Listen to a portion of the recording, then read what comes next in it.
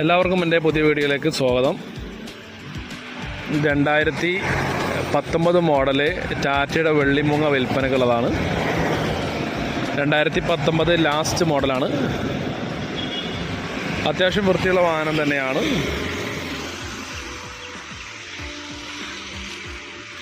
Tyre ഭാഗങ്ങളൊക്കെ പുത്തൻ പുതിയ ടയറാണ്.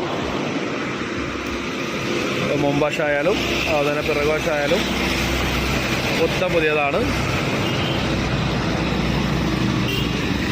70,000 കിലോമീറ്ററാണ് വാഹനം റൺ ചെയ്തത്.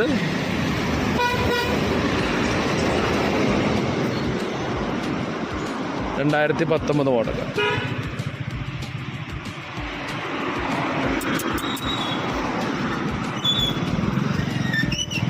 വണ്ടിയുടെ ഉൾഭാഗം നോക്കുകയാണെന്നുണ്ടെങ്കിൽ